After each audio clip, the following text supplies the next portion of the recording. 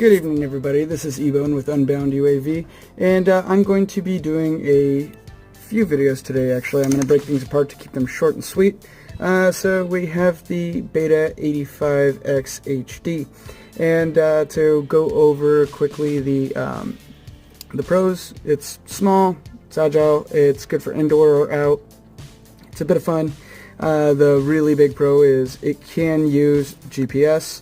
And it can use R9. So more on that later, and there will be a video with the GPS usage and everything. But that was all fantastic, and it makes for a fantastic Cine. Now to go over the negatives, the largest negative that I can say is that I kind of feel like I was swindled a bit. I bought it, and then 2 days later or so I heard somewhere online and checked up that it can't take 4S. I bought this because I wanted a 4S whoop, but apparently this is how BetaFPV decided to go ahead and share that, just putting it on their site.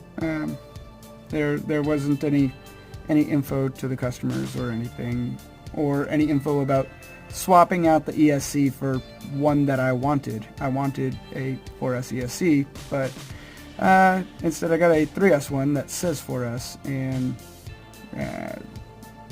are they going to send me a replacement? Probably not.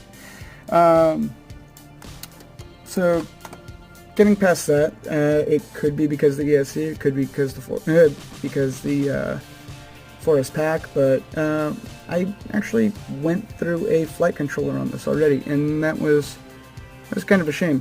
And I kind of got the feeling at the beginning that QC was a little low, and that's because when I first got it, started it up, one of the motors wasn't spinning. Found out that just the pins that connect the ESC to the flight controller were offset, so who knows if that had caused an issue that caused all the other issues, but that was something I shouldn't have had to deal with a bind and fly quad.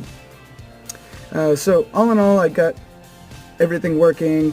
Now I'm pretty much sticking to 3S, but I went ahead and tested 4S so that way I could, and I could say I did and get that feedback. But the other thing is that the noise creates dirty video, which causes banding, and so you'll notice, and it's not just mine. Actually, you'll see it in Drone Camp's video, but over on the top right of the video, you'll see this banding as it goes, and depending on certain power levels or packs or whatever, it gets better or worse, or it'll stretch out, and you'll see that banding go. So that was kind of, it was not terrible, but it could have been better. And right out of the factory, the camera comes set to 16:9, so if you're flying 4:3, everything's going to look squished, but you can fix that, and I'll go over that in another video.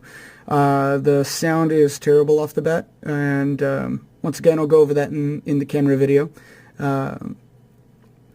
Let's see, and after all that's done and said, actually the cool little LED that I really enjoyed back here, if this thing is wired up, the FC will not power on. So this is not wired up anymore. Not sure what happened. That was before any modification or anything, but for some reason something went out on there. I don't want to bother troubleshooting it. It'd take too long for too little. I'm probably just going to throw a Pyro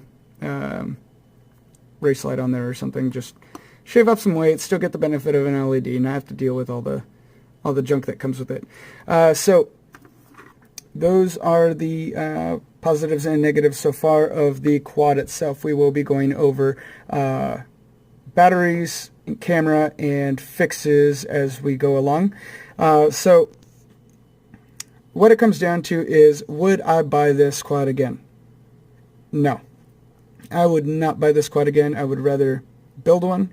I ended up having to build one on a brand new bind and fly product, and that just did not make me happy, because working on it was not easy. Everything's it is really small inside, and some of the issues just shouldn't have been issues.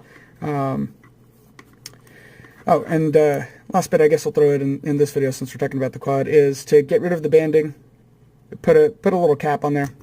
Banding will be gone in the video, and you won't have to worry about that. But so the next two videos, which I will be releasing immediately after this one, will be about one about the camera, one about the batteries, and then how I fix things along the way. So thank you for watching. Feel free to like and subscribe, and if you liked it.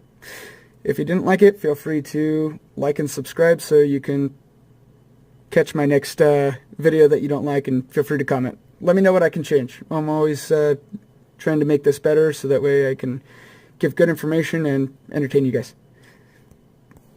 Thanks. Bye.